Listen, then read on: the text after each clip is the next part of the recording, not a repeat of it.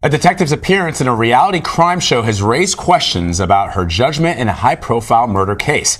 Detective Summer Benton arrived on the scene of a shooting with cameras rolling. And defendant Victoria Rickman eventually went on trial for murder, but Benton's words and actions on camera also face scrutiny. 48 Hours correspondent Erin Moriarty previews whether the reality show had an impact on this case. September 13th, 2013, I received the call 3 o'clock in the morning. I was told that we had a female who had stated she had been raped and she had shot and killed her rapist. I, of course, think this is going to probably be a self-defense case. She's got a rapist off the street. All I thought was, I want to shake her hand. I'm Summer R. Benton, and I am the lead homicide detective on the Victoria Rickman case. I just kept shooting and shooting and shooting and shooting. You shot him where? I shot him all over. In her 16 years on the job, Detective Benton has been the lead detective on 65 homicide cases. But it was the shooting death of Will Carter Jr. in the early morning hours of September 13, 2013, that put the detective in the spotlight. This just isn't adding up. As Benton investigated, video cameras from a reality show titled Inside Homicide were rolling. The TV crews were embedded with the Atlanta Police Department and were following the action the night that Victoria shot her on-again, off-again boyfriend. And how would you describe this show? Just filled with lies. 4130, show me 26 on Clifton. There were so many things that were completely false. For some reason, this girl, she did a tactical reload. The fact that she reloaded the gun, that wasn't true. If you guys can get me every rape case she has ever filed. The fact that she had claimed, that she had been raped by so many men so many times. It's too big to email. That wasn't true. It looks like she was training to kill.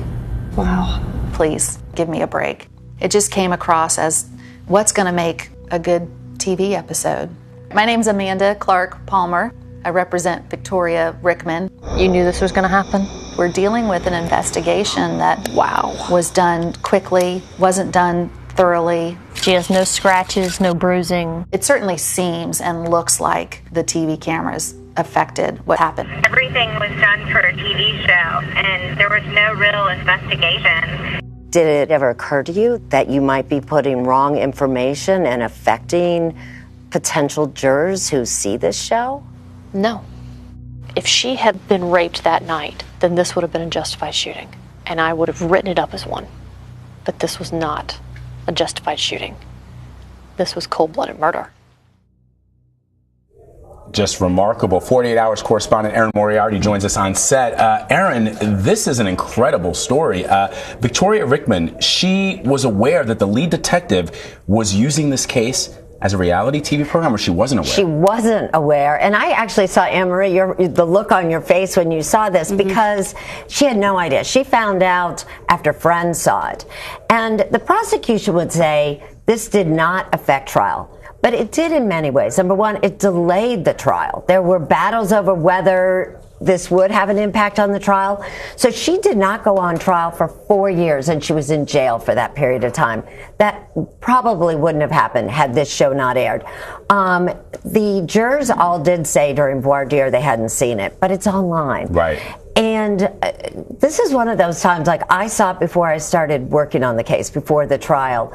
And it did color my judgment. So if you see it, because here you have this young woman saying, I shot in self-defense. He was raping me. I had to kill him.